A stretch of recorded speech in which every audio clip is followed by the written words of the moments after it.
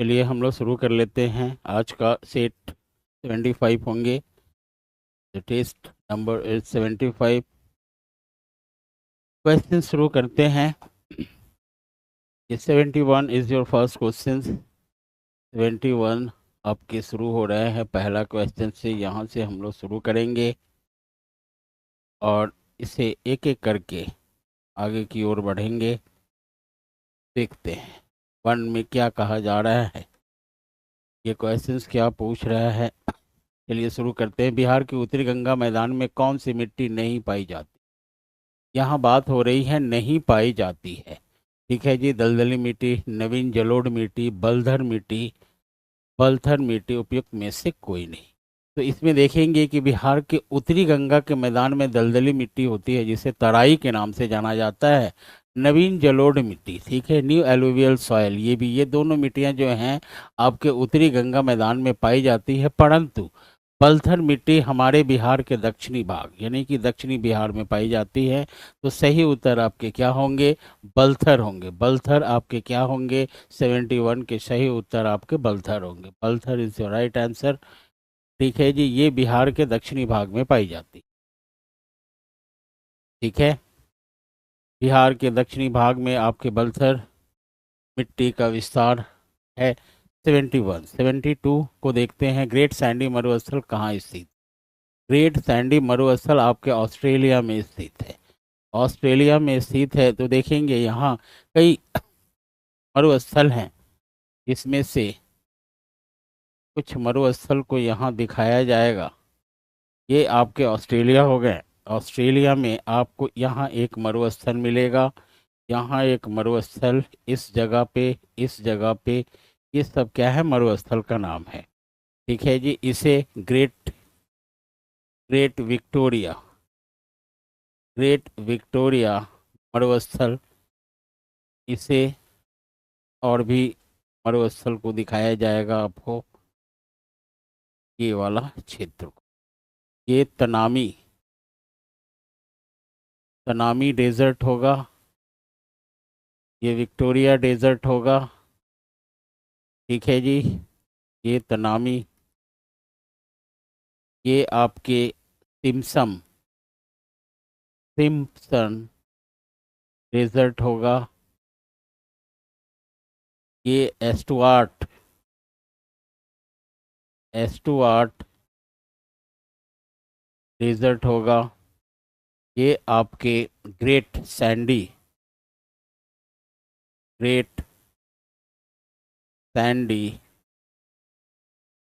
Desert होंगे।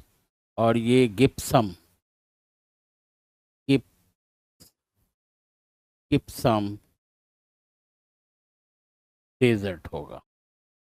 ठीक है जी। अब इसी सभी डेजर्ट को देखेंगे। इन सभी मरुस्थल को सम्मिलित रूप से ऑस्ट्रेलिया का बृहद मरुस्थल के नाम से जाना जाता है।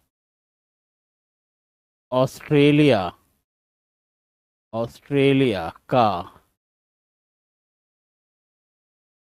बृहद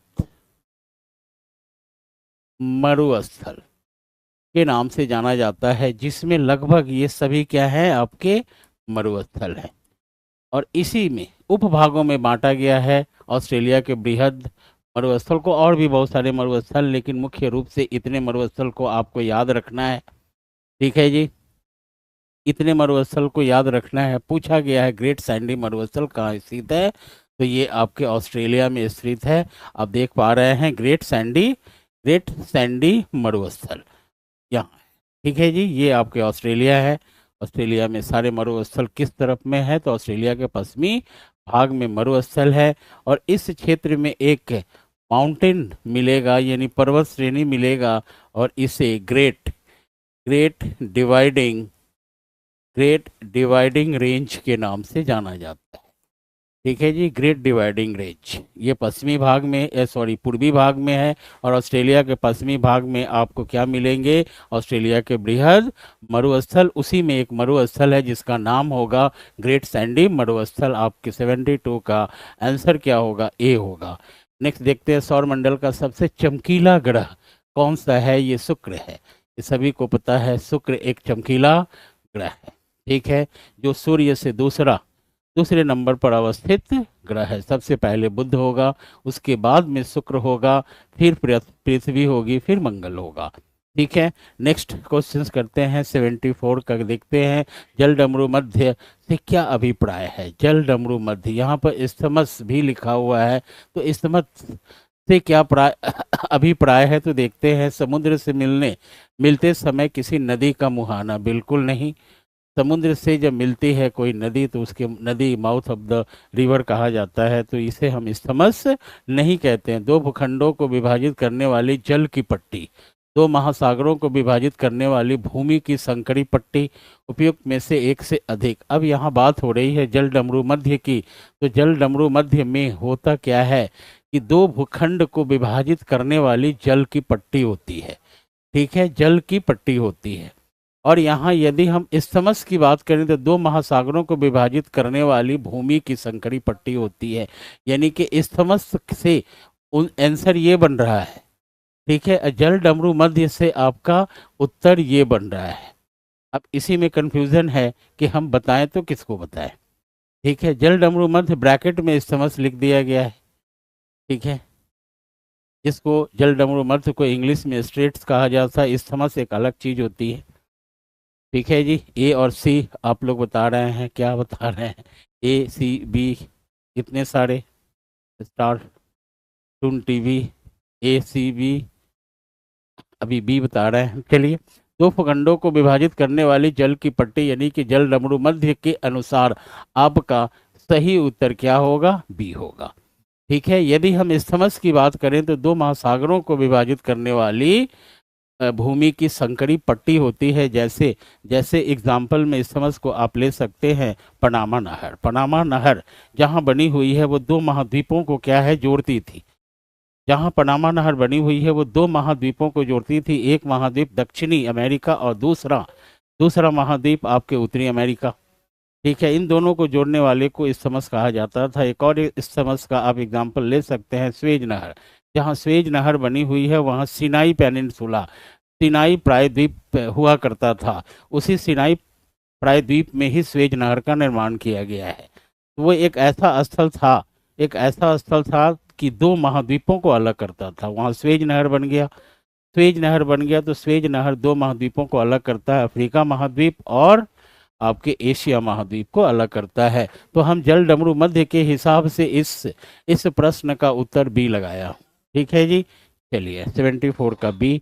नेक्स्ट देखते हैं। भारत के सादे मानचित्र में दक्षिणी पठार को प्रदर्शित करना हो तो किस रंग से उसकी पुताई करना उपयुक्त होगा? बात हो रही है पठार की, ठीक है। तो रंग भी बहुत मायने रखता है मानचित्र पर। यदि हम हरे कलर से उसकी पुताई की कर रहे हैं या कलरिंग कर रहे हैं तो इसका मतलब होता है कि वो वनस्पति का क्षेत्र है, वनस्पति का क्षेत्र है। यदि हम नीला रंग से यानी ब्लू कलर से हम करते हैं तो वो जल का क्षेत्र है। यानी हम ब्राउन कलर से करते हैं तो वो पठार है। और उसी ब्राउन को डार्क ब्राउन कर देते हैं तो वो पर्वत श्रेणी हो जाता है। तो देखते हैं पठार में क्या होगा? भूरे रंग होगा। यानी कि बी आपके क्या होंगे? सही उत्तर होंगे। हरे रंग में क्या होगा? वनस्पति होगा। वनस्पति को दर्शाया जाता है हरे रंग से, और नीले रंग से जल को दर्शाया जाता है, ठीक है। लेकिन इसमें पूछा गया दक्षिणी पठार को प्रदर्शित करना हो तो आप क्या करेंगे? तो भूरे रंग से सॉरी भूरे रंग से इसकी पुताई करेंगे तो क्या होगा? Brown colour. B is your right answer. Next देखते हैं। निम्नलिखित में से कौन सा राज्य भारत में मैंगनीज का सर्वाधिक उत्पादक है? मैंगनीज का सर्वाधिक उत्पादक आपके क्या होंगे? उड़ीसा होंगे। उड़ीसा नंबर 1 में आता है, मध्य प्रदेश नंबर 2 में आता है और महाराष्ट्र 3 में आता है, ठीक है। सबसे ज्यादा मैंगनीज उत्पादक राज्य कौन से हैं? उड़ीसा है। दूसरा क्या है? मध्य प्रदेश। और तीसरा क्या है? महाराष्ट्र है। महाराष्ट्र राज्य को तीसरा में रखा गया है, दूसरा मध्य प्रदेश और उड़ीसा में आप पहला, ठीक है जी। मैंगनीज के उत्पादक में सर्वाधिक उत्पादक राज्य आपके क्या होंगे? उड़ीसा। आंसर होगा सी। नेक्स्ट देखते हैं। इनमें से कौन सा सुनामी चेतावनी का एक संकेत है? तूफानी मौसम नहीं, बौछार नहीं, समुद्री तट से तुरंत वापस गिरने वाला पानी, ये होता है संकेत। क्योंकि तूफानी मौसम हम साइक्लोन को कह सकते हैं, साइक्लोन को कह सकते हैं, चक्रवात को कह सकते हैं। ठीक है, बात हो रही है किसकी, तो सुनामी की। सुनामी एक क्या है कि समुद्री भूकंप है। समुद्री समुद्री भूकंप है, उसके लहर जो है ना तटों की ओर जाता है। तो तट पर जब इसके लहर पहुंचते हैं तो उसके तट से टकरा करके जल जो है ऊपर से नीचे की ओर गिरता है। तो समुद्र तट से तुरंत वापस गिरने वाली पानी को कहा जाता है सुनामी। ठीक है जी, तो ये हो गया C. C is your right answer. Next देखते हैं, सूची एक सूची दो के साथ मिलान कीजिए, नीचे दिए गए विकल्पों के सही उत्तर देखेंगे। पुलिकट झील, पुलिकट झील आपको कहाँ मिलेंगे, तो तमिलनाडु में। चिल्का झील कहाँ मिलेगा, उड़ीसा में। वुलर झील आपके कश्मीर में, और सांभर झील आपके राजस्थान में। अब यहाँ पे जो है पुलिकट झील एक लैगून झील है। ठीक है जी, ये क्या है, एक लैगून, लैगून झील है। लैगून झील का मतलब होता है कि ये एक नमकीन झील है और हमेशा ये किसी तट पर ही अवस्थित होती है, क्योंकि इस झील में समुद्र का पानी प्रवेश करता है, इसीलिए ये नमकीन होता है। जैसे पुलिकट झील है, चिल्का झील है, ठीक है, वेमनाद झील है, ये सभी क्या है आपके लैगून झील हैं। तो ये पुलिकट भी एक लैगून झील है। चिल्का भी, चिल्का भी क्या है, तो एक लैगून झील है, और भारत का सबसे बड़ा लैगून झील है। ठीक है जी, ये क्या है, तो भारत का सबसे भारत का सबसे बड़ा लैगून, लैगून झील है, लैगून झील है। ठीक है, और इसकी अवस्थिति कहाँ है, तो उड़ीसा राज्य में है। वुलर झील, वुलर झील, ये वुलर झील की बात करें हम, वुलर झील की बात करें तो ये वुलर झील कहाँ मिलेगा आपको, तो कश्मीर में। यह यह भारत यह भारत का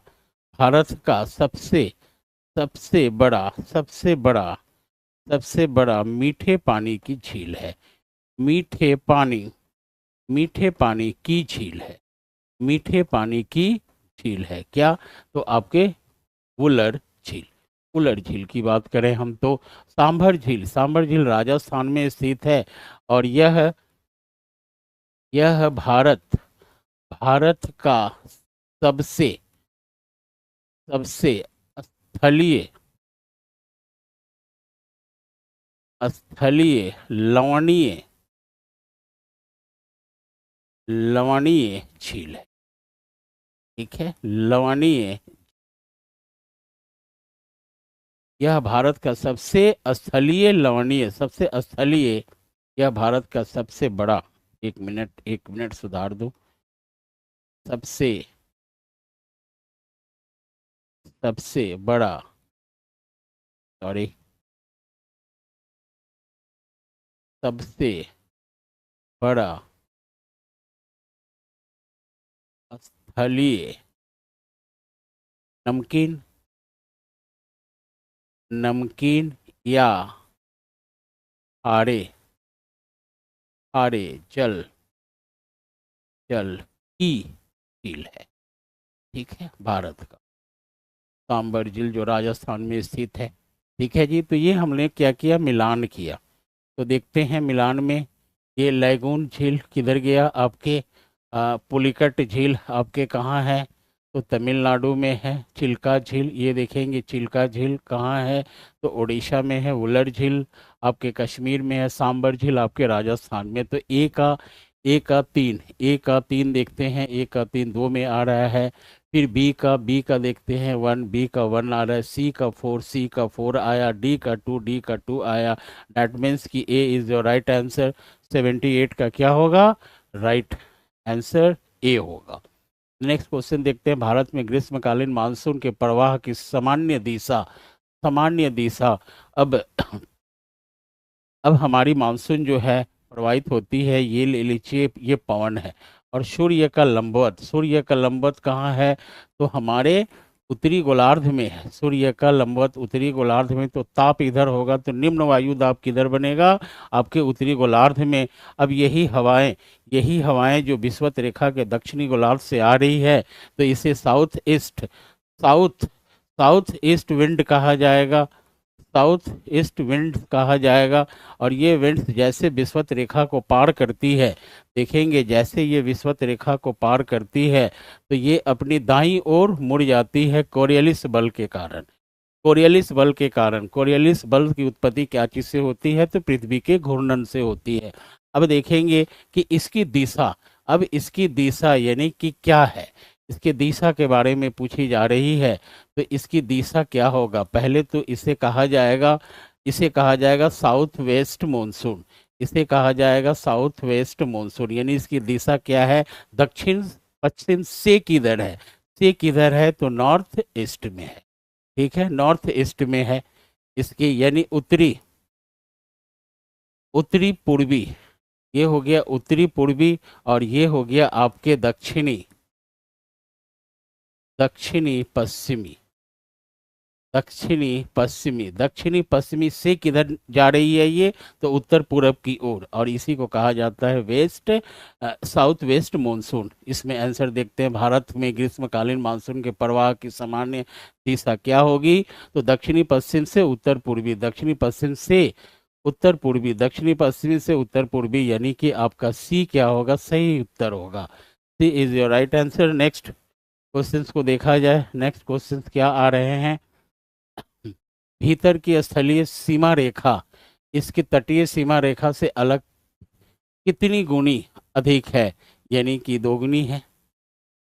ठीक है, अब बात हो रही है किसकी? तो ये हो गई आपकी भारत। ये देखेंगे, ये हो गई भारत, और हम भारत की बात कर रहे हैं। छोटा सा एक डायग्राम बना के रफली ये देखेंगे, ये एक भारत की बात करेंगे।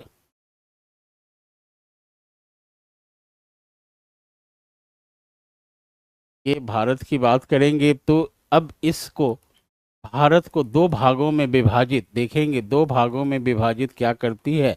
तो कर्क रेखा करती, कर्क रेखा दो भागों में विभाजित करती है। अब यहाँ क्वेश्चन पूछा जा रहा है, भीतर की स्थलीय सीमा रेखा इसकी तटीय तटीय सीमा रेखा से लगभग कितनी गुनी अधिक है? तो देखेंगे, हम तट की बात करेंगे सबसे पहले। तो तट हमारा शुरू होता है कहाँ से? तो ये गुजरात से शुरू होता है, और यहाँ है जल, ये जल, ये जल है। ठीक है, इधर बंगाल की खाड़ी है, इधर बंगाल की खाड़ी, इधर अरब सागर है, और इधर आपके हिंद महासागर है। यहाँ से तट की लंबाई हम देखते हैं, तट की लंबाई, हम स्थलीय तट की लंबाई देखते हैं, ये पश्चिम बंगाल में आकर खत्म हो जाता है। तो इसकी कुल लंबाई 6100 किलोमीटर है। ठीक है जी। अब नेक्स्ट हम क्या देखेंगे कि इसकी स्थलीय लंबाई देखेंगे। ये तटीय लंबाई हो गई, और ये होगा आपके स्थलीय, स्थल से जा रहे हैं सीमा पर, स्थल से पूरी सीमा पर, हम भारत की सीमा पर स्थल से चल रहे हैं। तो ये वाला पार्ट को छोड़ करके ये हमारा होगा, इसे छोड़ देंगे, फिर इसे भी छोड़ देंगे। ठीक है, लेकिन है तो हमारी सीमा सबको लेकर चलेंगे।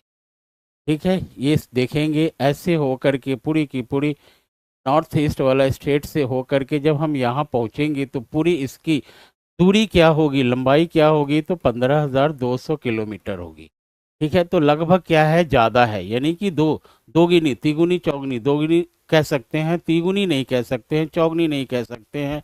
तो सही उत्तर आपके आकर के क्या ठहरता है? दोगुनी। सेकंड, इसकी लंबाई यानी कि तटीय क्षेत्र की लंबाई हमारे स्थलीय क्षेत्र की लंबाई लंबाई क्या है? तो दुगनी है। किससे दुगनी है? तो तटीय तटीय क्षेत्र की लंबाई से हमारे स्थलीय सीमा की लंबाई क्या है? दुगनी है। सारा यहाँ पे फैक्ट दिया गया है, आप देख सकते हैं।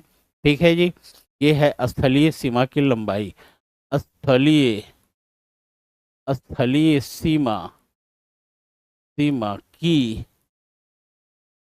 लंबाई। ठीक है जी, और ये है आपके तटीय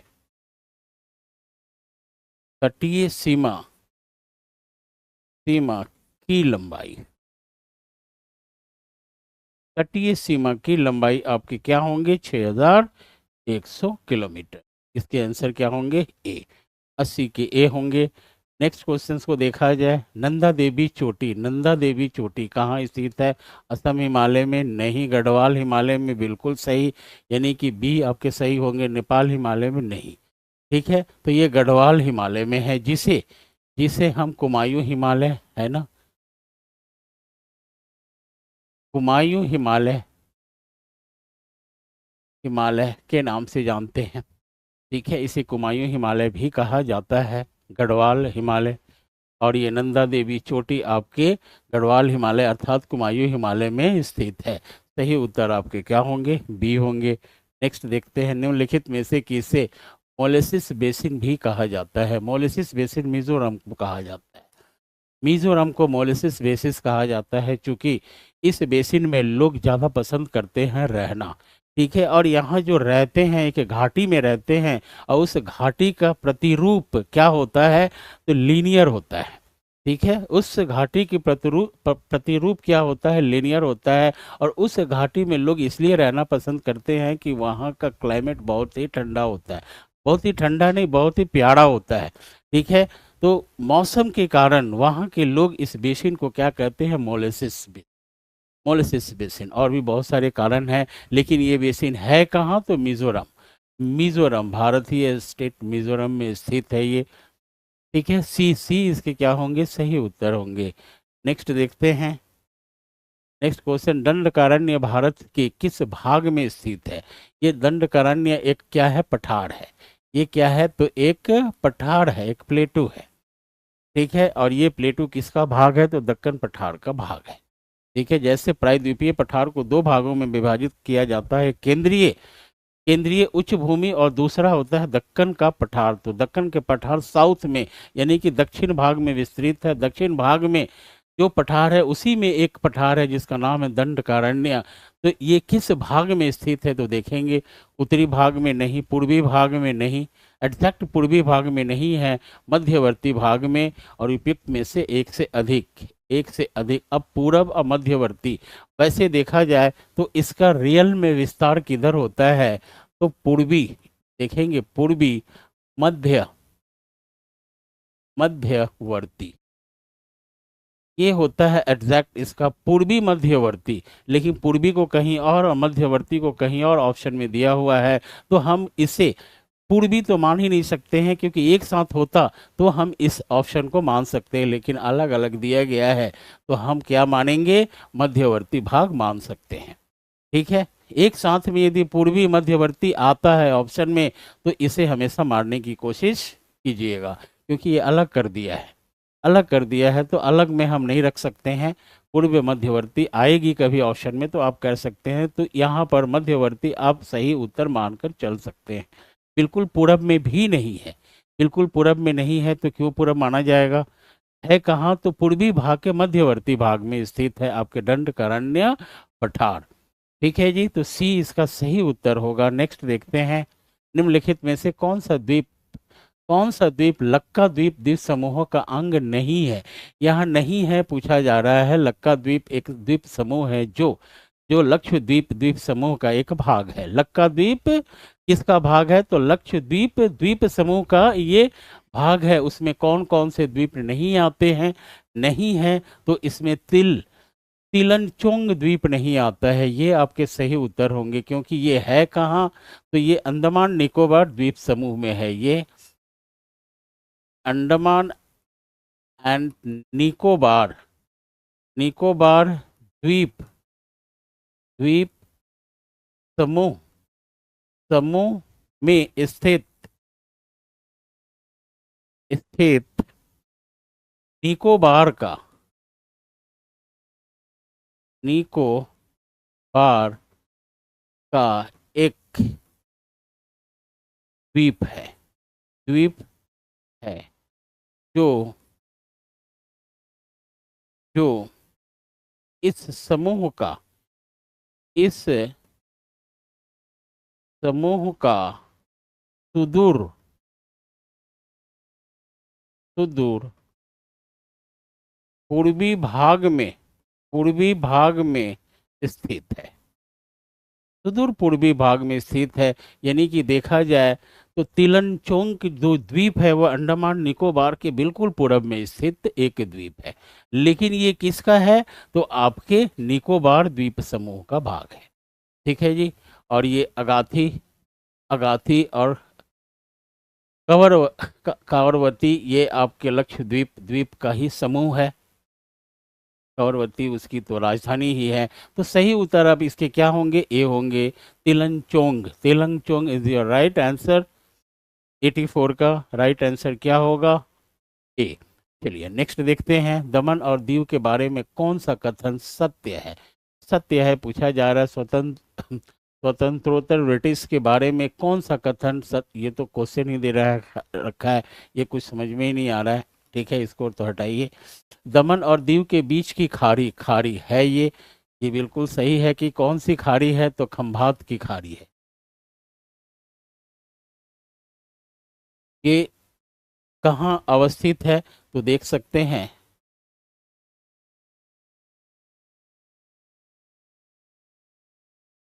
ये एक खाड़ी है। ठीक है जी, और इस खाड़ी का नाम है खंभात।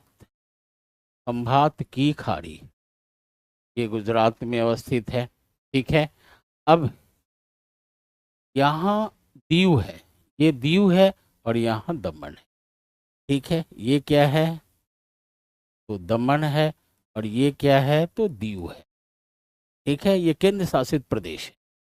तो दमन और दीव के बीच की खाड़ी कौन सी खाड़ी हो जाएगी? खंबात की खाड़ी। ठीक है, तो सही है। इसकी राजधानी दमन है, ये भी सही है। दमन इसकी क्या है? तो राजधानी है। 2 और 3 इसके क्या होंगे? सही उत्तर होंगे। दमन इसकी क्या है? राजधानी है। तो 2 और 3 देखते हैं। 2 और 3, 2 और 3 यहाँ बी में दिया हुआ है। 2 और 3 सही उत्तर आपके क्या होंगे? बी होंगे। 85 का क्या सही उत्तर होंगे? बी होंगे। आप डायग्राम देखकर समझ सकते हैं, मैंने सिर्फ ये वाला पार्ट बनाया है गुजरात का। ठीक है, खंभात की खाड़ी को दिखाया है, और यहाँ भी एक खाड़ी है, और इसको कच्छ की खाड़ी के नाम से जाना जाता है। कच्छ की खाड़ी, कच्छ की खाड़ी आपकी इस तरफ है, और ये है खंभात की खाड़ी। ये पूरी की पूरी अरब सागर है। ठीक है, ये भारत है, फिर बंगाल की खाड़ी इस तरफ होंगे। तो नेक्स्ट देखते हैं इसके सही उत्तर क्या हुए? बी हुए। नेक्स्ट देखते हैं, मिजोरम में बस्ती बस्ती समरूप मुख्यतः कटकों के साथ साथ रैखिक, ये देखेंगे रैखिक प्रतिरूप का है, क्योंकि यही हो गया आपका लीनियर। ठीक है जी, लीनियर पैटर्न होता है ये। लीनियर पैटर्न यानी प्रतिरूप, जो 82 का क्वेश्चन किया गया था, इसी से मिलता जुलता है। मोलेस्क बोला जाता है। घाटियां कटकों की अपेक्षा ठंडी है, यही आपके सही उत्तर है। एक बार और पूछा गया था, कटक शिखरों पर पहुंचना सरल है, कटक घाटियों की अपेक्षा ठंड है। उपयुक्त में से एक से अधिक आपके ए क्या होंगे? सही उत्तर होंगे इसके। रैखिक प्रतिरूप का है, क्या है? तो घाटी। क्यों है? क्योंकि ये घाटियां कटकों की अपेक्षा ठंडी है। घाटियों घाटियां कटकों की अपेक्षा ठंडी है, उसी को मोलेस्क कहा जाता है। चलते हैं नेक्स्ट। नेक्स्ट देखते हैं, लीनियर। आपने ये जो देखा, आपके रैखिक पैटर्न में क्या होता है कि सपोज कि ये आपके माउंटेन है, कटक है, कटक है। ठीक है, इधर भी क्या है? आपके कटक है, कटक है, और ये आपकी क्या हो गई? तो घाटी हो गई। इस घाटी से नदी प्रवाहित हो रही है, नदी प्रवाहित हो रही है, और इस नदी के इस तरफ में देखेंगे, इस तरफ में क्या है? कि बस्तियों का विस्तार है, बस्ती है ये, यानी कि घर है, लोगों का घर है, इस तरह से बसते हैं। तो ये एक रैखिक पैटर्न में रहते हैं। ये नदी हो गया, ये आपके क्या हो गए? पर्वत, पर्वत या कटक कह सकते हैं। ठीक है, कटक एक तरह से पर्वत ही होता है, का डेफिनेशन थोड़ा अलग होता है। ये हो गया आपके कटक, मान लीजिए, और ये हो गया आपके बस्ती, जिसको बस्ती की बात की जा रही है, और ये नदी हो गया। और इसी को कहा जाता है आपके रैखिक प्रतिरूप, इसको कहा जाता है रैखिक प्रतिरूप, यानी कि ये बस्ती है। ये क्या है? बस्ती है। मैं लिख देता हूँ, इसे कहेंगे बस्ती। ठीक है, और ये क्या है? तो आपकी नदी है, और ये सब क्या है? तो कटक है। ये भी कटक है, और ये भी आपके क्या हो जाएंगे? कटक हो जाएंगे, जिसको रिड्ज कहा जाता है। माउंटेन रिज इसे कहा जाएगा। रिड्ज हम एग्जैक्ट रिड्ज नहीं कहेंगे, इसे क्या कहेंगे? माउंटेन रिड्ज। तो हम कटक ही लिख करके छोड़ देते हैं, इसे पर्वतीय रिड्ज कहा जाता है। ठीक है जी, तो आपके सही उत्तर क्या होंगे? घाटी होंगे। नेक्स्ट क्वेश्चंस को देखा जाए। नेक्स्ट क्वेश्चन को देखा जाए। गहीरा गुरु किस जनजाति के थे? तो गहीरा गुरु ये कंवर जनजाति के थे। ठीक है, ये छत्तीसगढ़ के रहने वाले थे। ठीक है, तो लिख देता हूं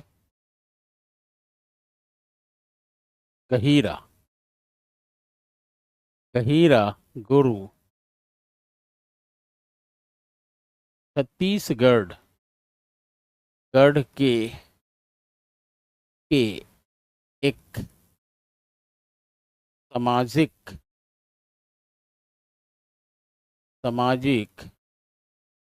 सुधारक। ठीक है,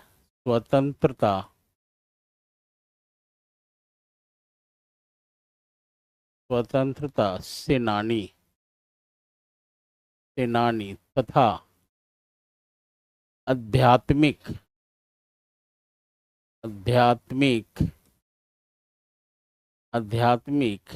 नेता ही थे।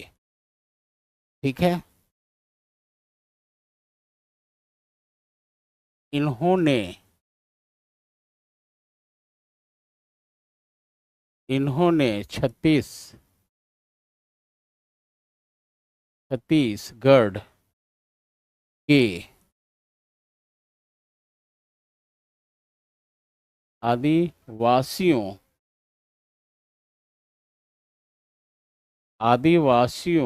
कल्याण हेतु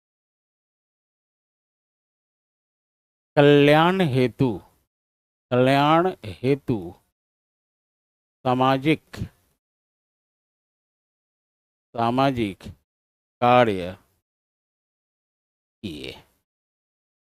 ठीक है,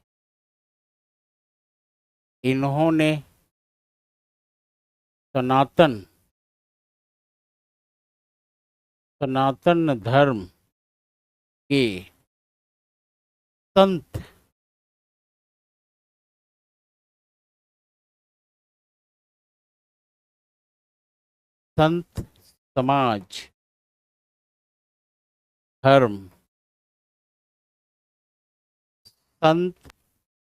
समाज धर्म की स्थापना की।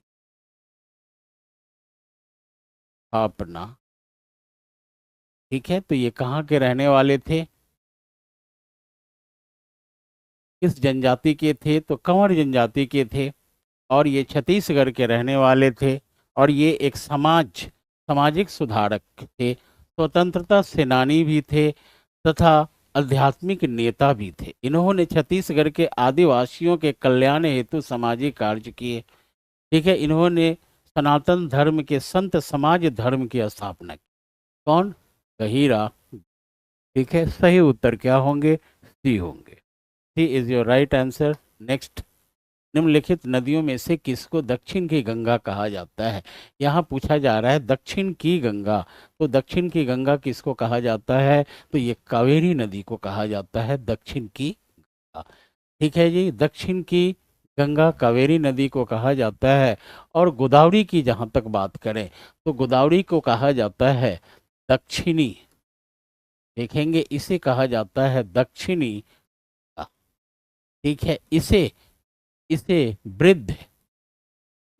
वृद्ध गंगा ही कहा जाता है। दक्षिणी गंगा और वृद्ध गंगा किसको कहा जाता है? गोदावरी को, क्योंकि ये दक्षिण भारत की सबसे लंबी नदी है।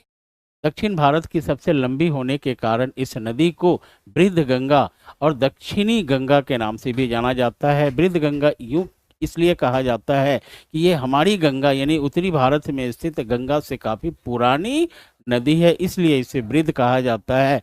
और दक्षिणी गंगा इसलिए कहा जाता है कि उत्तर भारत में सबसे लंबी नदी कौन सी है? तो सबसे लंबी नदी आपकी क्या होगी? गंगा होगी। और दक्षिण भारत की सबसे लंबी नदी का नाम क्या होगा? गोदावरी होगा, इसलिए इसे दक्षिणी गंगा कहा जाता है। ठीक है, और ये दक्षिण की गंगा कावेरी को क्यों कहा जाता है? क्योंकि ये कावेरी नदी सादा नीरा नदी है। दक्षिण भारत में एकमात्र नदी है जो सादा नीरा है, यानी कि पेरेनियल रिवर है, जिसमें जल हमेशा रहता है। और इसमें जल की आपूर्ति 2 मानसूनों से होता है। एक आगमन, जब मानसून का आगमन होता है तब, और जब मानसून लौटती है तब। इसीलिए इसीलिए इसे क्या कहा जाता है, दक्षिण की गंगा। अर्थात दक्षिण की गंगा यानी कावेरी नदी का जल कभी सूखता नहीं है, एक पॉइंट। दूसरा पॉइंट कि इसके जल कभी खराब नहीं होते हैं, इसके जल कभी खराब नहीं होते हैं। और दक्षिण भारत के लोग इस नदी को पवित्र नदी मानते हैं। जैसे जैसे उत्तर भारत में स्थित गंगा नदी उत्तर भारतीय लोगों के लिए जितना पवित्र है, उसी उतना ही पवित्र हमारी कौन सी नदी है, तो कावेरी नदी है। किधर के लोगों के लिए, तो दक्षिण के लोगों के लिए। इसलिए इसे दक्षिण की गंगा के नाम से जाना जाता है। किसको, तो कावेरी नदी को। ये आपके क्या होंगे, सही उत्तर होंगे। नेक्स्ट आते हैं, दामोदर नदी निकलती है कहाँ से निकलती है, तो सभी को पता है छोटा नागपुर पठार से निकलती है दामोदर नदी। ये आपके सही उत्तर क्या होंगे, बी होंगे। ठीक है जी, नेक्स्ट आते हैं। नेक्स्ट क्वेश्चंस को देखा जाए, कोपेन के जलवायु वर्गीकरण के अनुसार उत्तर बिहार की जलवायु किस से प्रदर्शित की जा सकती है, तो ये की जाती है CWG से। ये आपके सही उत्तर होंगे। और इसे दक्षिणी बिहार बिहार को प्रदर्शित की जाती है। किससे, तो AW से। पूछा क्या गया है, आपके उत्तर बिहार की जलवायु, तो उत्तर बिहार की जलवायु क्या होगी, CW। यानी कि शीतकाल में क्या होता है, सूखा रहता है, मानसूनी जलवायु है।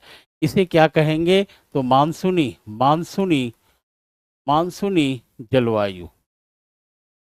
जलवायु जो जो शीत जो शीतकाल में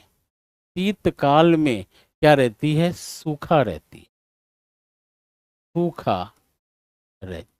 शीतकाल क्या होता है, सूखा होता है।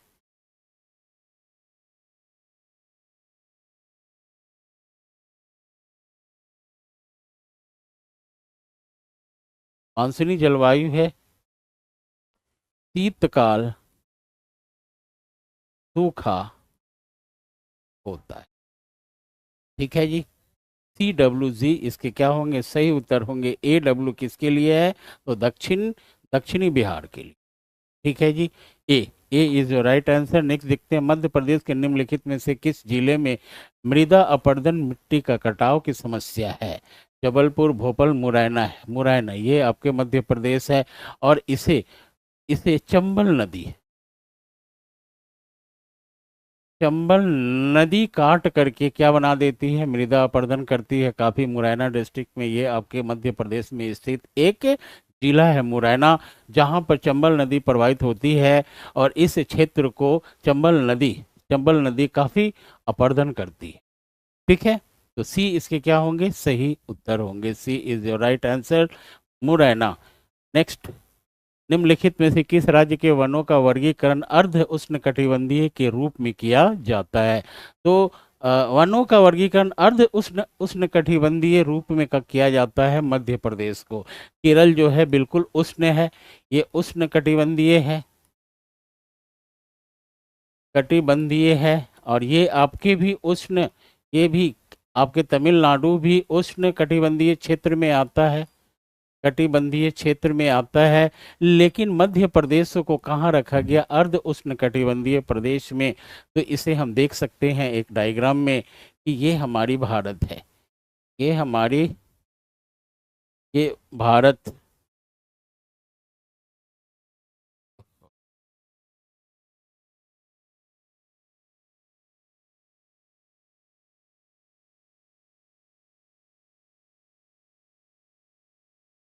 ये ऐसे ही रफ डायग्राम बनाया गया भारत का। अब देखेंगे कि ये एक रेखा है 23.5 डिग्री, यानी कर्क रेखा है। ठीक है, तो कर्क रेखा के उत्तर में उपोष्ण होता है, ये उपोष्ण कटिबंध होता है, ये उपोष्ण कटिबंध होता है। और ये हमारा क्या होता है, उष्ण कटिबंध। जलवायु की बात करें तो उष्ण कटिबंध। और इस क्षेत्र में मध्य प्रदेश आपके ये एरिया हो गया। ठीक है, और आपके केरल केरल ये एरिया हो गया केरल। ठीक है, ये हो गया आपके केरल। ठीक है जी, और दूसरा जो है आपके ये हो गया तमिलनाडु, ये हो गया आपके तमिलनाडु। तो आप देख सकते हैं केरल और तमिलनाडु किस कटिबंध में है। तो ये किस कटिबंध में है, तो उष्ण कटिबंध में है।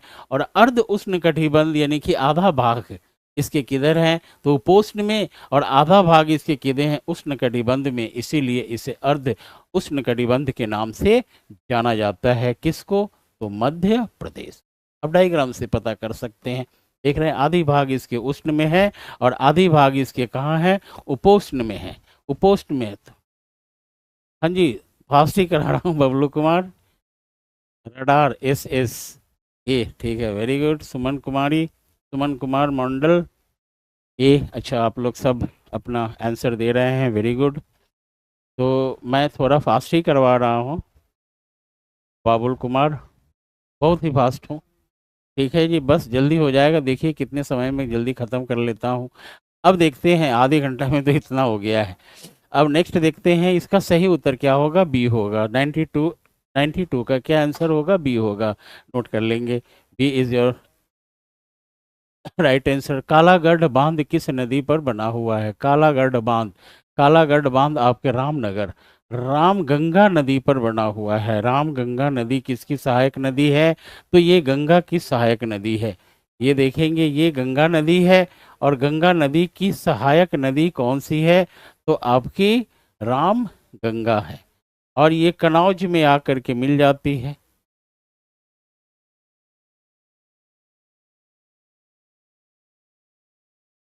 उत्तर प्रदेश के कनौज में आकर के गंगा नदी में मिल जाती है, कौन सी, तो राम गंगा नदी। ठीक है जी। और उसी पर एक बांध का निर्माण किया गया है, कालागढ़ बांध, जो उत्तराखंड में। ठीक है जी, कालागढ़ बांध आपके कहाँ मिलेंगे, तो आपके उत्तराखंड में। ठीक है। गढ़वाल, पौड़ी गढ़वाल जगह का नाम होगा आपके, पौड़ी गढ़वाल। पौड़ी गढ़वाल में मिलेगा कहाँ, तो उत्तराखंड जिले, उत्तराखंड राज्य के पौड़ीगढ़ जिला में ये एक बांध मिलेगा जिसका नाम है कालागढ़ बांध। ठीक है जी, कालागढ़ बांध। अब देख सकते हैं, ये रामगंगा नदी, ये गंगा नदी, गंगा की सहायक नदी है रामगंगा।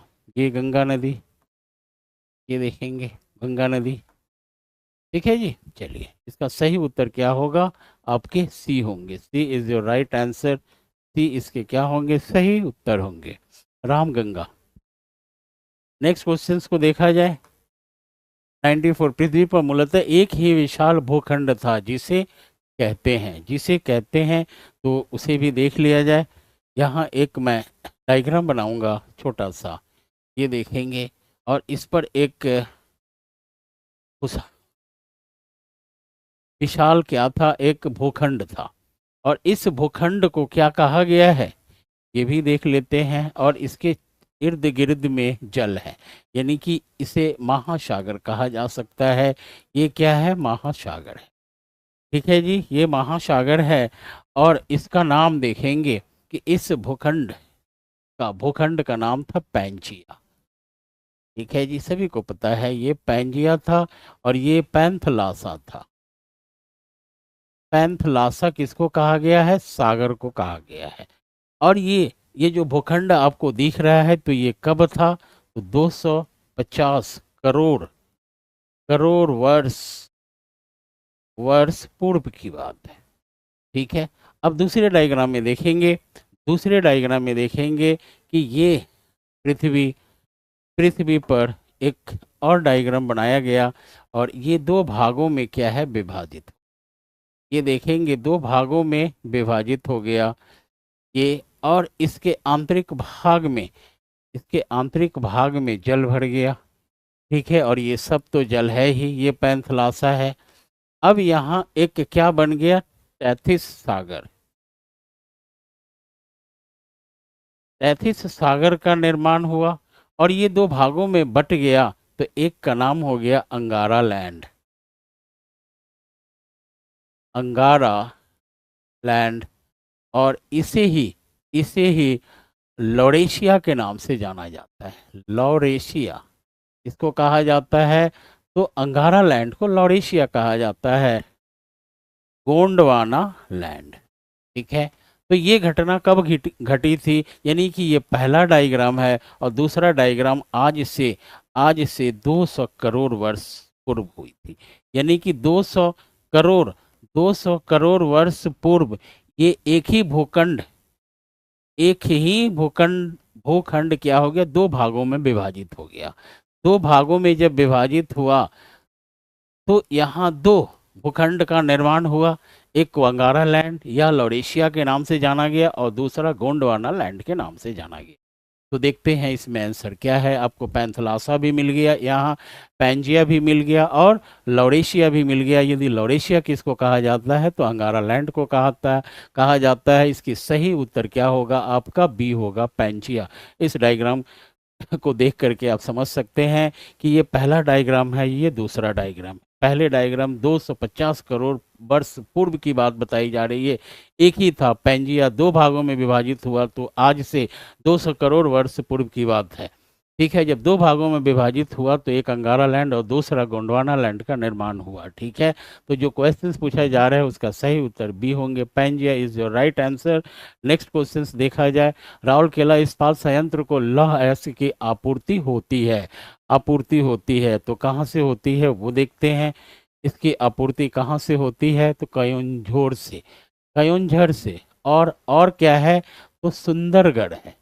ठीक है जी, सुंदरगढ़ आपके उड़ीसा में एक जिला का नाम है सुंदरगढ़। ये दोनों क्षेत्रों से क्या मिलता है, राउरकेला इस्पात संयंत्र को लौह अयस्क की आपूर्ति होती है। तो यहाँ देखते हैं कि कच्चे माल की आपूर्ति, यहाँ देखेंगे राउरकेला, यहाँ देखेंगे राउरकेला इस्पात इस्पात संयंत्र को कच्चे कच्चे माल की आपूर्ति आपूर्ति कच्चे माल की आपूर्ति होती है होती है। पहला होगा लौह अयस्क। तो लौह अयस्क कहाँ से प्राप्त होती है, तो क्वेंझर। ठीक है जी, क्वेंझर एवं एवं सुंदरगढ़ से प्राप्त होती है। ठीक है, दूसरा देखेंगे कि इसे पानी कहाँ से प्राप्त होता है। पानी तो शंख शंख और कोयल कोयल नदी से प्राप्त होता है। ठीक है, तो इससे ये सब कच्चे माल है। कोयला कहाँ से प्राप्त होता है, इसे इस संयंत्र को कोयला कहाँ से प्राप्त होता है, तो झाड़िया से प्राप्त होता है। ये आपके झारखंड में झाड़िया कोल माइंस आपके किधर होंगे, झाड़िया में होगा। तो बिजली कहाँ से प्राप्त होती है, ठीक है, तो बिजली की प्राप्ति कहाँ से होती है। ठीक है, तो ये हीराकुड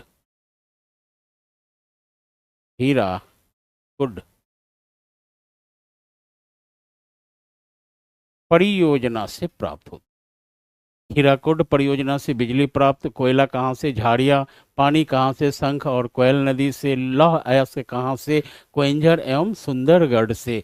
किसके लिए बात की जा रही है, तो राउरकेला इस्पात संयंत्र को कच्चे माल की आपूर्ति होती है। सबको पॉइंट वाइज लिखा दिया गया है, क्वेंझर से और सुंदरगढ़ से। ठीक है जी,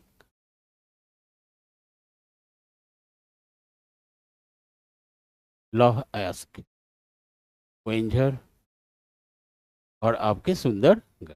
ठीक है जी, ये डली राजधारा आपके छत्तीसगढ़ में है। छत्तीसगढ़ में जहाँ आयरन और यहाँ भी पाए जाते हैं। ठीक है, तो हम लोगों को सही उत्तर क्या बताना था, क्वेंजर और सुंदरगढ़। ठीक है, नेक्स्ट क्वेश्चंस को देखा जाए। 95 हो चुका है। 95 का सही उत्तर आपके क्या होंगे, सही उत्तर होगा A is your right answer. Next देखते हैं, तो मिटा दिया जाए। आपका सही उत्तर ए होंगे। और राउरकेला इस्पात को कहाँ से कच्चा माल प्राप्त होता है वो पॉइंट में लिख दी गई है। नेक्स्ट क्वेश्चंस देखा जाए। नेक्स्ट क्वेश्चन आपके राष्ट्रीय कृषि अनुसंधान प्रबंध अकादमी अवस्थित है कहाँ है, तो ये आपके हैदराबाद में। ठीक है जी, ये कहाँ है, तो हैदराबाद में, तेलंगाना में अवस्थित है। तेलंगाना में ये अवस्थित है। और इसकी स्थापना 1976 में आयकर के द्वारा की। ठीक है, Indian council of agriculture research, 1976 में स्थापना हुई थी राष्ट्रीय कृषि अनुसंधान प्रबंधन अकादमी की। कहाँ, तो हैदराबाद में। ठीक है, कब हुई थी, 1976 में आयकर के द्वारा इसकी स्थापना की गई थी।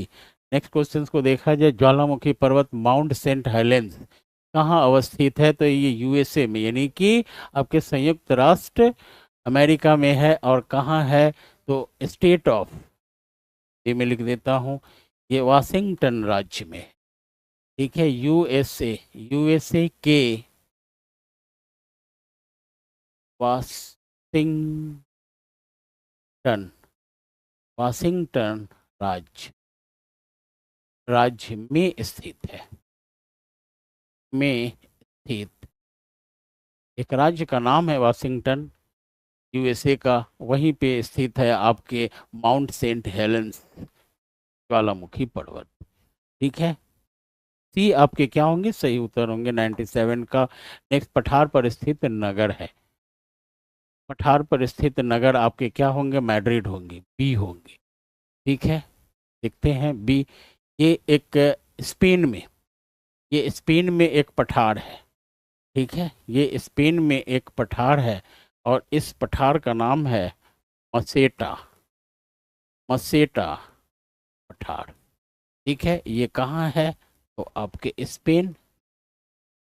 और इसी पठार पर, इसी पठार पर आपके क्या है, मैड्रिड है। मैड्रिड, ये पूरी की पूरी पठार का नाम है मसेटा पठार। ठीक है, और ये देश क्या है, तो आपके स्पेन है। और यहीं पर आपके एक राजधानी है स्पेन की, जिसका नाम क्या है, तो मैड्रिड। ठीक है, ये है राजधानी। ठीक है, मसेटा पठार पर स्थित, स्पेन देश में मसेटा पठार पर स्थित मैड्रिड है, जो पठार पर स्थित एक नगर है। अब बुखारेस्ट, बुखारेस्ट आपके रोमानिया है जी, रोमानिया, रोमानिया की राजधानी, राजधानी है। रोमानिया की राजधानी है, यूरोप में है ये, यूरोप महाद्वीप का देश है एक, बुखारेस्ट। जामनगर, ये अपने भारत गुजरात में एक जिला है, गुजरात, गुजरात की एक जिला है, एक जिला है। और बुखारेस्ट क्या है, रोमानिया देश की राजधानी है, बुखारेस्ट यूरोप में, मैड्रिड भी यूरोप में है। स्पेन, स्पेन की राजधानी मैड्रिड है, वो कहाँ स्थित है, तो एक पठार पर है, उस पठार का नाम है मसेटा पठार। आपके सही उत्तर क्या होंगे, बी होंगे। नेक्स्ट क्वेश्चंस को देखा जाए। 98 हो चुका है। 99 को देखा जाए। सर और अमु दरिया गिरती है, कैस्पियन सागर, काला सागर, अरल सागर, अरल सागर में गिरती है ये। तो देखेंगे, एक सागर है, एक मैं सागर का निर्माण करता हूँ, सागर नहीं ये झील है, ये एक क्या है, झील है। और इस झील का नाम है अरल, अरल सागर, ये अरल सागर झील। और इस झील के, इस झील के इस तरफ एक देश है, और एक देश आपके इस तरफ में है। ठीक है, और इन देशों का नामकरण कर देता हूं, ये है कजाकिस्तान। ठीक है जी। और ये है उज्बेकिस्तान। उज्बेकिस्तान। ठीक है, ये दो देश हैं, कजाकिस्तान और उज्बेकिस्तान के मध्य ही स्थित है क्या? आपके, ये हो गया आपके देश का नाम। ठीक है जी, ये देश का नाम हो गया। और इसी के मध्य स्थित है आपके अरल सागर झील। ठीक है, अरल सागर झील। और इस झील में दो नदियां आकर के मिलती है, और ये रूस से आती है। ये देख रहे हैं, ये एक नदी, ठीक है, और एक नदी इधर से आकर के मिल रही इसमें, इस झील में। और एक नदी का नाम होगा अम्मू दारिया। ठीक है, इसका नाम है अम्मू दारिया। इस नदी का नाम है अम्मू दारिया, और इस नदी का नाम है सीर दारिया। वहां सर लिख दिया है, सीर दारिया। और ये दोनों नदियां कहाँ मिलती है? तो अरल सागर। और ये दोनों नदियां कहाँ की है? तो रशिया। दोनों नदियां रशिया में प्रवाहित होती है, और कजाकिस्तान और उज्बेकिस्तान के मध्य स्थित अरल सागर है, अरल सागर झील। ठीक है जी, बहुत महत्वपूर्ण चीज है ये।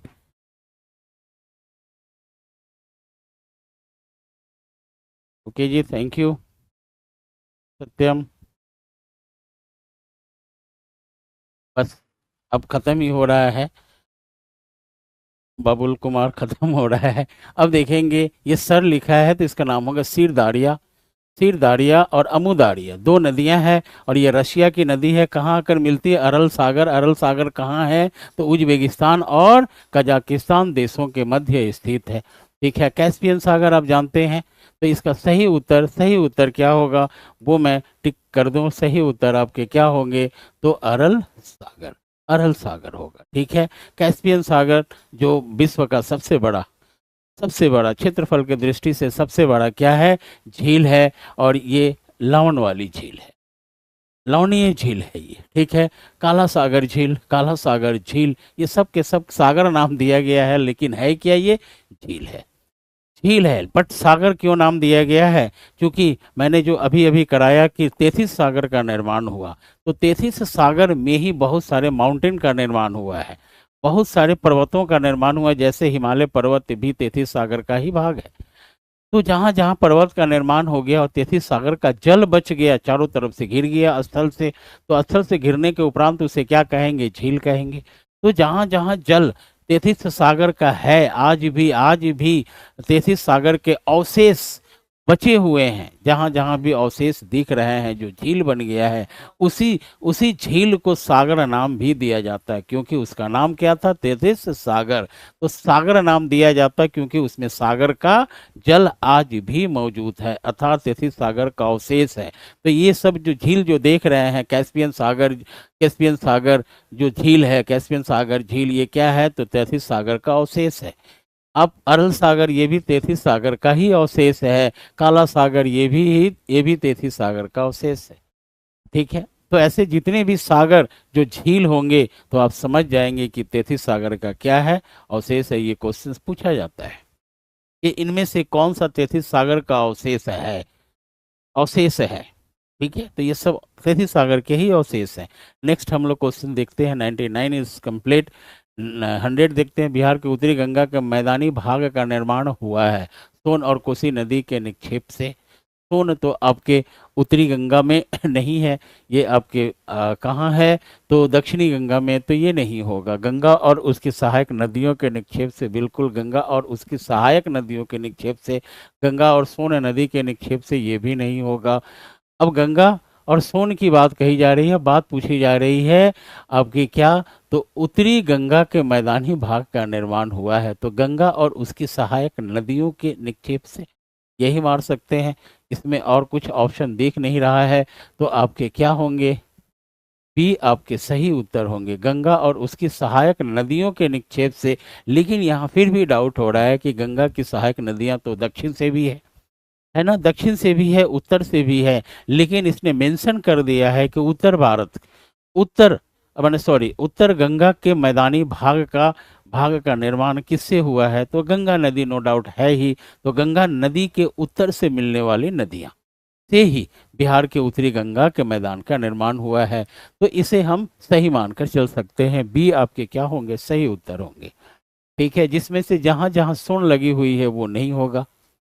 नेक्स्ट क्वेश्चन की बात की जाए वन का, तो वन को देख लिया जाए। 101 क्या है? मौसम पौने कहलाती है।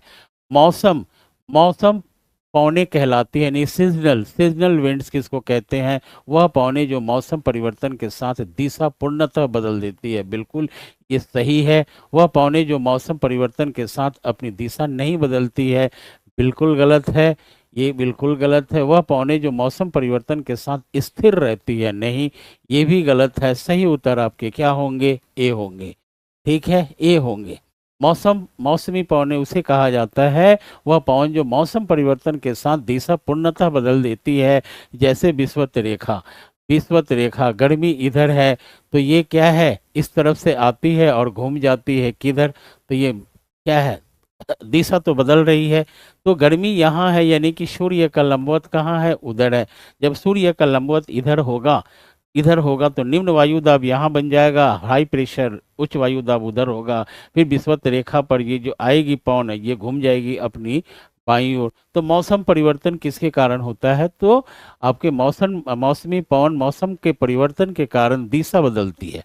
तो जैसे दिशा कई बार बताया जा चुका है, आप भी जानते हैं। चलिए इस पर ज़्यादा बहस न की जाए।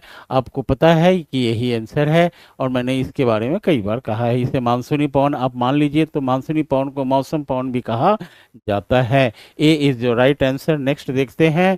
गंडक की सहायक नदी है।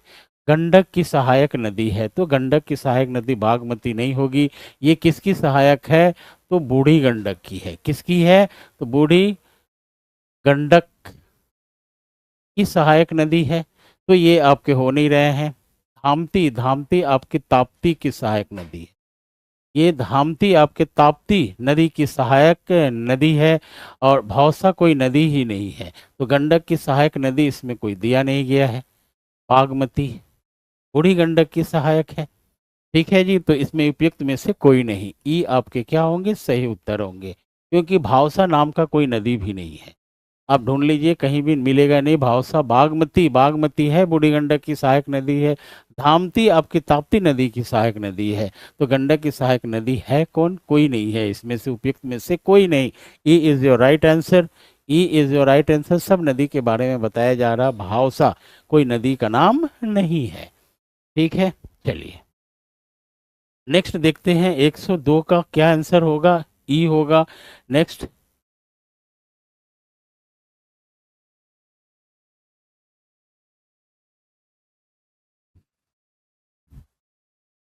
चलिए जी आगे बढ़ते हैं। बिहार का कौन सा सबसे कम वर्णीय है? कम वर्णीय की बात हो रही है, तो ये है शेखपुरा। शेखपुरा में जो वन है 1.19 वर्ग किलोमीटर, बस इसका क्षेत्र इतना ही है। 1 ठीक से लिख दो, 1.19 वर्ग किलोमीटर है। ठीक है, शेखपुरा। अब इसके बाद में आपका कौन आता है? शेखपुरा के बाद तो बक्सर, सारण। शेखपुरा के बाद बक्सर आएगा।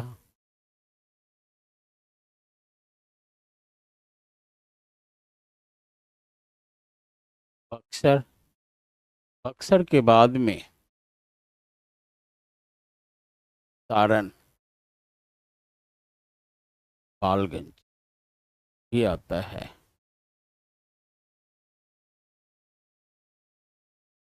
शेखपुरा, बक्सर, गोपालगंज,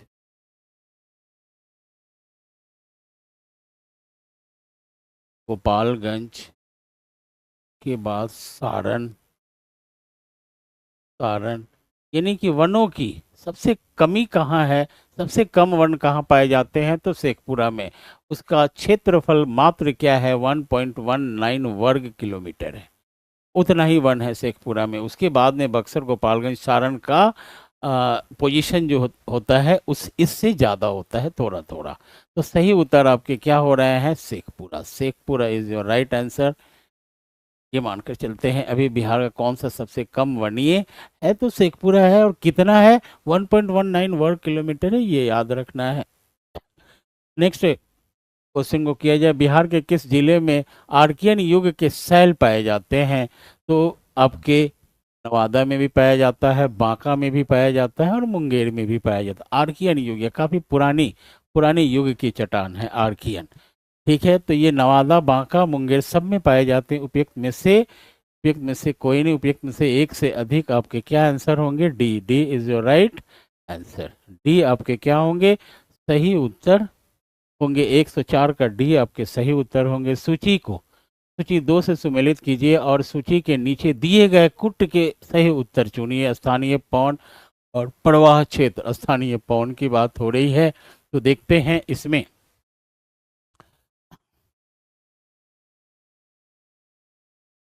ई का यानी जोंडा को लगाया जाए अर्जेंटीना में, सांता आना को लगाएंगे ए में।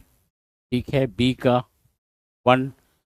ठीक है, तो डी का आप 3 होगा। ये ट्रेमोंटेन आपके मध्य यूरोप में है। और एक बच गया आपके का लेवेंटर, ये आपके स्पेन में है। स्पेन में। और ये जितनी हवाएं हैं, पवन है, ये सब के सब ठंडी पवन है, ठंडी पवन है। ठीक है जी, स्थानीय पवन है बट क्या है, ठंडी पवन है। तो देखते हैं ए का 2, ए का 2, सी, बी का 1, बी का 1। ठीक है, बी का 1, सी का 4, सी का 4 और डी का 3, डी का 3। यानी सही उत्तर आपके क्या होंगे, सी होंगे। इस पवन को सुमेलित किया गया है।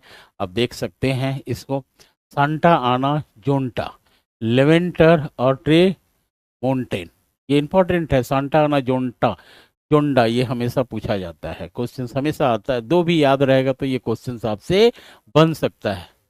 ठीक है, सांता आना और जोंडा, दो से भी बन सकता है। देखते हैं बिहार के दक्षिणी गंगा के मैदान की औसत ढाल किस ओर है, औसत ढाल बिहार की। तो ये देखेंगे कि ये हमारी बिहार है, बिहार है। बस एक छोटा सा डायग्राम बना देने से क्या हो जाता है कि आपको ध्यान में आ जाता है कि ये समझने के लिए क्या होता है कि आसान हो जाता है। ये ले लीजिए बिहार है और इसके बीच से एक नदी प्रवाहित हो रही है। ये नदी प्रवाहित हो रही है, यही नदी बिहार को क्या है, गंगा नदी, तो बिहार को दो भागों में विभाजित करती है। तो सिंपल सी बात है कि इसको समझना हमें है। तो कैसे समझेंगे कि इधर से नदियां प्रवाहित होकर के इसमें मिलती है। इसका मतलब कि उत्तरी उत्तरी बिहार में ढाल किधर है, तो उत्तर से दक्षिण की ओर। तभी तो आकर के नदियां गंगा में मिल रही है, विभिन्न प्रकार की नदियां गंगा में मिल रही है। अब इधर की ढाल की बात करें तो ये स्वाभाविक है कि दक्षिणी बिहार का ढाल किधर है, तो दक्षिण से उत्तर की ओर है, दक्षिण की उत्तर की ओर है। तभी तो ये सभी नदियां जाके गंगा में मिल रही है। ढाल पे ही तो मिलती है ना, ढाल नहीं होगा तो फिर समझ में कैसे आएगा।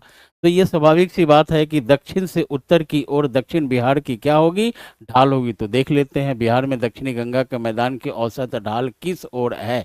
पश्चिम से पूर्व बिल्कुल नहीं, दक्षिण से उत्तर, दक्षिण से उत्तर की ओर, दक्षिण से उत्तर की ओर। पूछा क्या जा रहा है, दक्षिणी गंगा के मैदान, तो दक्षिण से उत्तर, दक्षिण से उत्तर की ओर। सही उत्तर आपके बी होंगे। उत्तर से दक्षिण नहीं होगा, उत्तर से दक्षिण ये है, यानी उत्तरी बिहार की नदियां का ढाल किधर है, तो उत्तर से दक्षिण है। तो ये नहीं होगा, ये नहीं होगा। B is your right answer. आपका बी क्या हो रहा है, सही उत्तर हो रहा है। इस डायग्राम के माध्यम से आप समझ सकते हैं। और ये क्या है, तो गंगा नदी है और गंगा नदी हमारे बिहार को दो भागों में विभाजित करती है। नेक्स्ट क्वेश्चन देखते हैं, बस अब खत्म होने वाला है। जीविका प्रकार की खेती अपनाई जाती है। जीविका प्रकार में सब्सिस्टेंस होता है, जो क्या है कि अपने लिए उगाई जाती है। इसमें व्यापार नहीं किया जाता है अपना, तो ये कहाँ किया जाएगा? इस प्रकार के कृषि जहाँ पे पॉपुलेशन क्या होगा, ज़्यादा होगा, डेंसिटी ज़्यादा होगी पॉपुलेशन को, वहाँ पर जीवन निर्वाह हेतु जीविका जीविका प्रकार की खेती की जाती है। तो हमारे भारत में ये कहाँ किया जाता है? तो डेल्टाई क्षेत्र में, डेल्टाई क्षेत्र में किया जाता है, यानी कि डेल्टा में। ठीक है, डेल्टा वाला क्षेत्र में पॉपुलेशन क्या होता है, ज़्यादा होता है, डेंसिटी ज़्यादा है, तो वहाँ जीविका प्रकार की खेती अपनाई जाती है, पठार में भी नहीं, पर्वत में भी नहीं। ठीक है जी, तो डेल्टा आपके क्या होंगे? सही उत्तर होंगे। A is your right answer. A क्या होगा? आपके सही उत्तर होंगे। नेक्स्ट क्वेश्चंस को देखा जाए। पेरियार, पेरियार नेशनल पार्क में स्थित है, कहाँ है? तो केरल में। पेरियार एक नाम से नदी भी है और ये केरल में अवस्थित हमारा नेशनल पार्क है पेरियार। पेरियार केरल में एक नदी है। ठीक है, जो जो केरल की दूसरी लंबी नदी है। भरतपुझा, भरतपुझा केरल की सबसे लंबी नदी है। भरतपुझा देखते हैं यहाँ, भरतपुझा, भरतपुझा नदी, भरतपुझा नदी केरल, केरल, केरल की सबसे सबसे सबसे लंबी नदी है। ठीक है जी, लंबी नदी है, नदी है। ठीक है, ये पॉइंट 1 हो गया। पॉइंट 2 में लिखेंगे पेरियार, पेरियार। ठीक है जी, पेरियार नदी, पेरियार नदी, पेरियार नदी केरल की, केरल की दूसरी दूसरी सबसे सबसे लंबी, सबसे लंबी नदी है।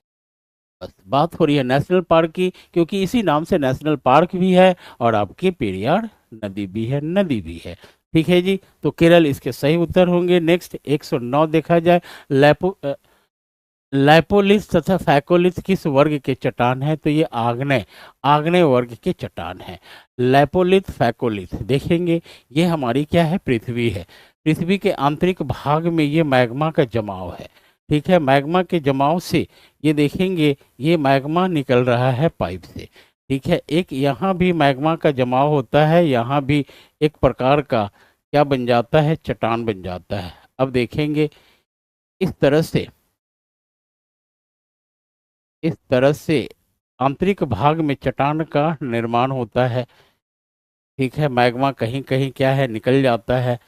ये देखेंगे इस प्रकार से मैग्मा का निर्माण हो रहा है।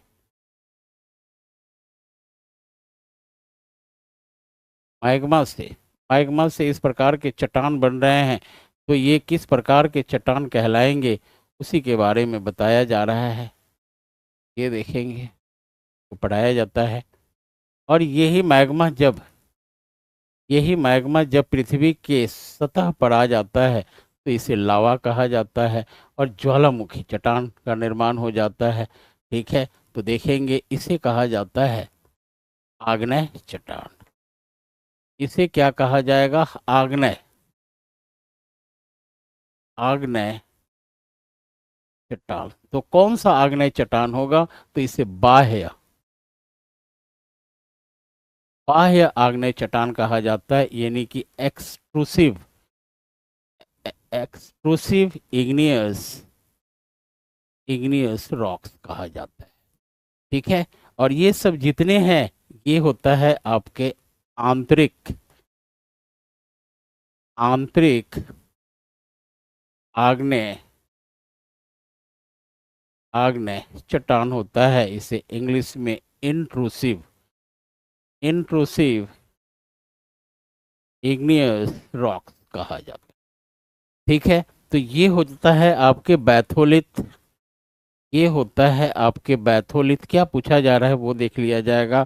ठीक है, और ये होता है आपके लैको, लैकोलिथ होता है, और ये होता है फैकोलिथ, फैकोलिथ होता है।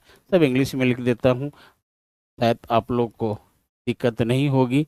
ठीक है, ये हो जाएगा सील और ये हो जाएगा आपके सीट, और इसे कहा जाता है लैपो, लैपोलिथ कहा जाता है इसे। ठीक है, और इसे कहा जाता है बैथोलिथ, जिसे मैग्मा चैम्बर कहा जाता है। तो ये किसका भाग है? ये पृथ्वी के आंतरिक भाग की बात हो रही है। और ये पृथ्वी के बाह्य भाग है जो ज्वालामुखी चट्टान बन गया। और कुछ मैग्मा द्वारा इस प्रकार के चट्टान बन जाते हैं कहाँ, आपके पृथ्वी के आंतरिक भाग में। उसी को कहा जाता है आपके लैपोलिस तथा फैकोलिस। किस वर्ग की चट्टानें हैं, तो आग्नेय शैल हैं। ये आग्नेय क्या है, शैल है। अवसादी शैल है, कयांतरित शैल है नहीं, ये क्या है, तो आपके आग्नेय शैल है। इसको आंतरिक आग्नेय चट्टान कहा जाता है। कहाँ बन रहा है, लैपोलिथ और फैकोलिथ देखेंगे। ये लैपोलिथ यहाँ बना और फैकोलिथ यहाँ बना। ये डाइक कहा जाता है, इसको इसको डाइक कहा जाता है, DYKE डाइक। और इसे सील और सीट कहा जाता है। देख रहे हैं, लैकोलिथ यहाँ बनता है, बैथोलिथ भंडार को कहा जाता है, और इसको स्टॉक कहा जाता है। इसको क्या कहा जाता है, स्टॉक। यानी बैथोलिथ का छोटा भाग को क्या कहा जाएगा, स्टॉक। और स्टॉक से ही मैग्मा निकल करके गुंबदाकार आकार में बन जाती है, तो उसे लैकोलिथ कहा जाता है। फैकोलिथ ये है, लहरेदार आकार में बनती है, और ये एक तस्तरी नुमा बनता है, तस्तरी नुमा। ठीक है, चलिए इस डायग्राम को आप समझ सकते हैं। सही उत्तर क्या होगा, ए होगा। नेक्स्ट देखते हैं, मालाबार तट के संबंध में निम्नलिखित में से कौन सा कथन कथन सही है। सही पूछी जा रही है। भारत के पूर्वी तट के किनारे एक संकीर्ण मैदानी पट्टी है। भारत के पूर्वी तट के, बिल्कुल सही है ये। मालाबार भारत के पूर्वी तट के किनारे एक संकीर्ण मैदानी पट्टी है। गोवा के दक्षिणी में पश्चिमी तटीय पट्टी है। तो गोवा के दक्षिणी में, दक्षिण में, गोवा के दक्षिण में पश्चिमी तटीय पट्टी है, ये आपके क्या है, गलत है। तो ये गोवा के दक्षिण में आपको क्या मिलेगा, कनारा मिलेगा। कनारा तटीय मैदान मिलेगा, यानी तटीय क्षेत्र मिलेगा। ठीक है, तो ये क्या होगा, आपके गलत होंगे। मालाबार तट का अधिकांश भाग केरल राज्य में स्थित है, बिल्कुल सही है। उपयुक्त में से एक से अधिक, यही आपके क्या होंगे, सही उत्तर होंगे। भारत के पूर्वी तट, भारत के पूर्वी तट के किनारे एक संकीर्ण मैदानी पट्टी है, गलत होगा। ये पश्चिमी होगा, पूर्वी तट लिखा हुआ है, ये गलत होगा। ठीक है जी, अब इससे मैं थोड़ा सुधार दूं। गोवा के दक्षिण में पश्चिमी तटीय पट्टी है, तो ये कनारा तटीय क्षेत्र होगा आपके कहाँ, गोवा में। तो ये भी क्या होगा, गलत होगा। ये भी क्या होगा, गलत होगा। आपके ए भी गलत होगा। मालाबार तट का अधिकांश भाग केरल राज्य में स्थित है, तो ये आपके सही हो रहा है। यहाँ पूर्वी तट दिया हुआ है ना, पूर्वी तट पे नहीं है, कहाँ है, तो आपके पश्चिमी तट पे। तो सी इसका क्या होगा, सही उत्तर होगा। ठीक है जी, सी इसके क्या होंगे, सही उत्तर होंगे। आप देख सकते हैं, बस थोड़ा सा समय लूँगा, ज़्यादा नहीं लूँगा, बस यहीं पे ख़त्म हो जा रहा है। अब देखेंगे यहाँ से ये एक तटीय मैदान होगा, फिर यहाँ से शुरू होता है, ये एक तटीय मैदान होगा, ये तटीय मैदान होगा, और यहाँ जाकर ख़त्म होता है ये तटीय मैदान। यहाँ एक तटीय मैदान होगा, ये एक तटीय मैदान होगा, और ये एक तटीय मैदान होगा, और ये। ठीक है, बात किसकी हो रही है, तो इसकी हो रही है, और यही है माला मालाबार तटीय मैदान, तटीय। ठीक है जी, और ये है कनारा, ये है कनारा, ये है कोंकण,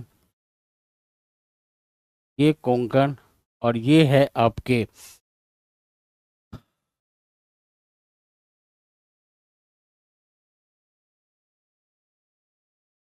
उत्कल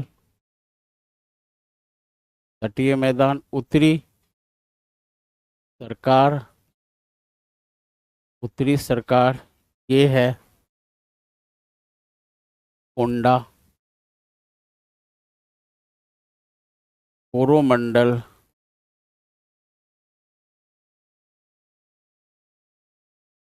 ये आपके आंध्रा भी इसे कहा जाता है, आंध्रा तटीय मैदान। ठीक है, और ये गुजरात का तटीय मैदान है, गुजरात का तटीय मैदान। ठीक है, बात किसकी हो रही थी, तो इसकी बात हो रही थी। ठीक है, सही उत्तर आपके क्या होंगे, सी हो, मालाबार तटीय मैदान। संबंध किससे है, तो केरल राज्य में ये ज़्यादातर फैला हुआ है।